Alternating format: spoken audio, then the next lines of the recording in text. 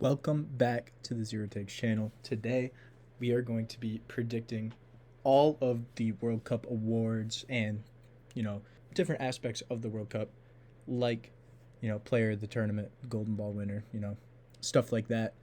So, we're just going to hop right into it. If you watched my prediction, you may have not. I actually predicted Spain to win, so throw that in. Spain is going to be my champion. I just think they're probably going to be the best all around team at the World Cup.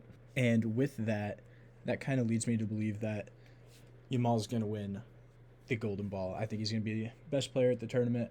And that's just where I think, going based off of like the last tournament where Argentina won and they kind of swept, I think a lot of the awards are kind of go Spain's way this World Cup based on what I've kind of already predicted. However, last World Cup, I believe Mbappe won the golden, or not the golden ball, but he was the top scorer. And I think at this World Cup, we're going to see Harry Kane as the top scorer. I just think he's going to be so involved for that England team. And I have England kind of making a run into the semis that he'll just be at the heart of that, scoring goals. I mean, pretty sure he was this year's top scorer in all leagues, or all major leagues. So I see Harry Kane kind of becoming that top scorer at the World Cup. Now with Spain, again winning, I think a lot of awards are going to go to the Spanish players. And I was kind of debating not having Yamal be the Golden Ball winner and having him be the, young player of the tournament. I don't see it going that way. I think if Spain win, Yamal will be the Golden Ball winner. So I actually went for Kubarsi to be the young player of the tournament. I just see like Spain not really conceding a lot, and they're gonna kind of give some praise to that center back spot. So Kubarsi's gonna be my young player, and for my goalkeeper, even though he's not the most impressive, he is their number one choice. So Unai Simon's gonna be, best goalkeeper of the tournament. He's gonna win the Golden Glove, and based on Spain winning and kind of following that trend. After that, I kind of get into some team performances, maybe some shock picks.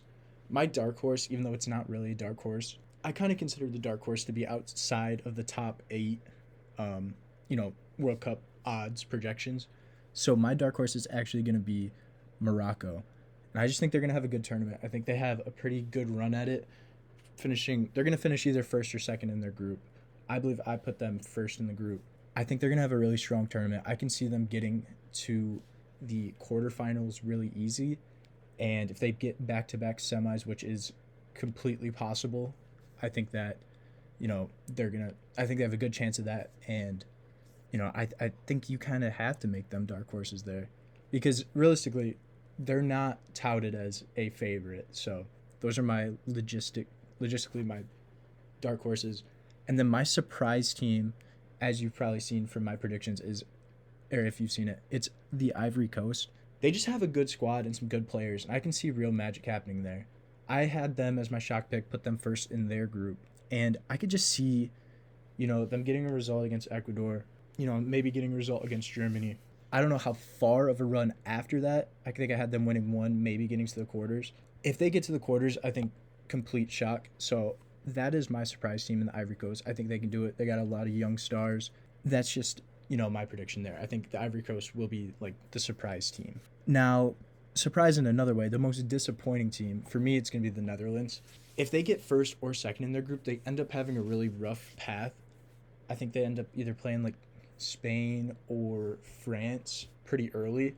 And I think for this Netherlands team, anything short of the semifinals will feel like a disappointment. Like getting to the quarters again, the Dutch fans aren't going to be happy about that. The players aren't going to be happy, and it would just feel a little disappointing. And I realistically see them as either losing in the round of 16 or the quarterfinals.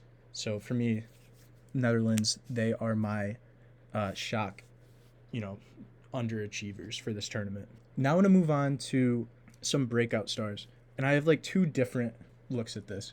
There's a lot of players who are unknown that are going to make names for themselves, and I'm not going to bother trying to predict that. I have like two different players here that I want to focus on. The first one is Arda Güler. Obviously, he's a big name playing at Real Madrid, but I think at this World Cup, especially with the group that they have with the U.S. and Paraguay and Australia, there's no real favorite. Turkey are probably the favorites to win, and I have them topping their group. He can really elevate his star level. Like right now, he's a star, but he's surrounded in a Real Madrid team with superstars, Vinicius, Mbappe. You have Valverde, who's a bigger name. You have bigger names all around him. If he has a great World Cup, like 4 goals, 2 assists, kind of World Cup, I think his stock is just going to skyrocket. He'll be on the cusp of becoming a superstar. He'll like surpass names around his, talent level. And if he has that World Cup that I think he'll have, it's going to skyrocket his stock. So keep a lookout for Güler, of course. And the next name, going along with some of my other predictions from the Ivory Coast, I have Emad. I think that he could be a shock player here. Obviously, he scored that winner against France in the friendlies before the World Cup. And with them having a good World Cup, I know they have eyes on some players like Diomande and stuff, but I think Emad will be like the shock part of that Ivory Coast squad and will elevate his stock because, United fans think he's a great player, but he's having a hard time finding his spot, like up and down kind of season. I think that this World Cup will really boost his name, boost his stock, just like Güler, but a little below. Like I think he's a tier below Güler, and I think he could become where Arda Güler's at, and they'll just kind of bump each other up. So that's my, surprise players of the World Cup. Stocks rising for both of them. My next category here, the most anticipated match. This is standard. This is probably everyone's most anticipated, but it's that Argentina-Portugal game. I think it's quarters. I believe it would be in the quarterfinals. We just need to see this. Messi, Ronaldo, win or go home. It'll just be cinema. Even though they're a little past their primes, I think that would be an amazing game. I personally would have Argentina winning that, but it would be an awesome game, and we just got to see it. Now, my last prediction here is going to be, a shock prediction. And I was doing some research, and the most goals scored in a World Cup is 172, and that was at the last World Cup in total. There's an extra 40 games being played. I think that, and I did some research on lines for total goals, and they're predicting 250 is like the, above or below. I think that there will be 300 goals scored at this World Cup. That's my surprise prediction. I think there will be a lot of goals scored. With 40 extra games, it can give you an extra, say 2 goals a game on average. That's an extra 80 goals. That's around that 150 line. But with some of the teams being in with these 48 teams, you're getting, your Cape Verdes, you're getting your Curaçaos, you're getting your Hades in.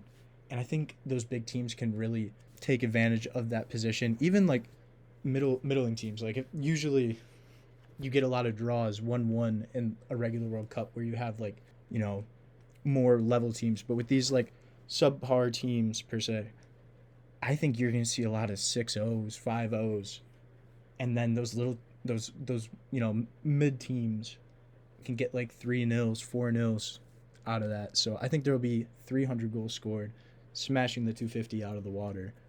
And yeah, that's kind of my awards, surprises, predictions for this World Cup.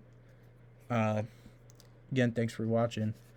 Hope you subscribe. Hope you enjoy more content about the World Cup coming soon. Probably getting into more movies soon too. And hope you enjoyed.